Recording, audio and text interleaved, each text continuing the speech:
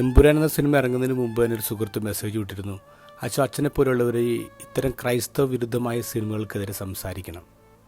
ഇപ്പോൾ സിനിമ പോലും ഇറങ്ങിയിട്ടില്ല, ട്രെയിലർ കണ്ടിട്ടാണ് അദ്ദേഹം ആ ഡയലോഗ് പറയുന്നത്.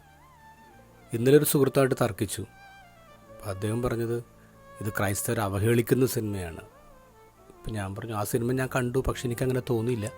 എനിക്ക് തോന്നിയത് ഒരു കത്തോലിക്ക പുരോഹിതനെ ബഹുമാനിക്കുന്നൊരു നായകൻ അതിൻ്റെ അകത്തുണ്ട്.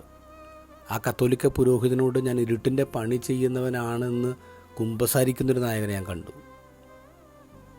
എന്നിട്ട് ഞാൻ ഇദ്ദേഹത്തോട് ചോദിച്ചു, നിങ്ങളാ സിനിമ കണ്ടോ? ഇല്ല, ഞാൻ ആ സിനിമ കണ്ടില്ല, ഞാൻ ആ സിനിമ കാണില്ല, ഞാൻ സിനിമ ബഹിഷ്കരിച്ചിരിക്കുകയാണ്.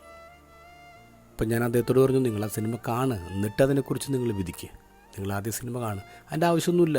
യൂട്യൂബിലും സോഷ്യൽ മീഡിയയിലൊക്കെ അതിനെക്കുറിച്ച് ആവശ്യത്തിന് ചർച്ചകളൊക്കെ ഉണ്ട്, അത് ഞാൻ കണ്ടു.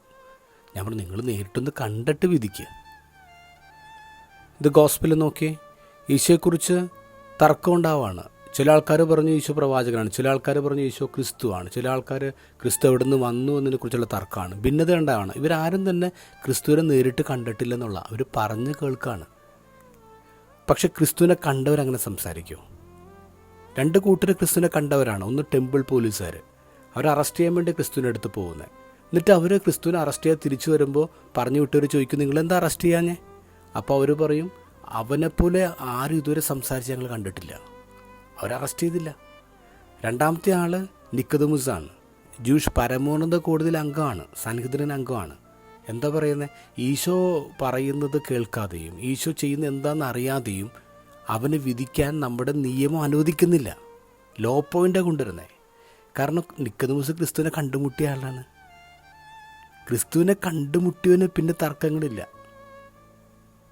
നമ്മുടെ ലൈഫിൽ ചില കൺഫ്യൂഷൻസൊക്കെ ഉണ്ടാകുമ്പോഴേ നമ്മൾ നേരിട്ട് ക്രിസ്തുവിനോട് സംസാരിക്കണം. അതിനുള്ള വഴി ഏതാ? അതാണ് ബൈബിള്. നേരിട്ട് ക്രിസ്തുവിനോട് സംസാരിക്കുമ്പോൾ, ബൈബിള് വായിക്കുമ്പോൾ നമുക്ക് കുറച്ചും കൂടിയൊക്കെ തെളിച്ചം കിട്ടുമേ.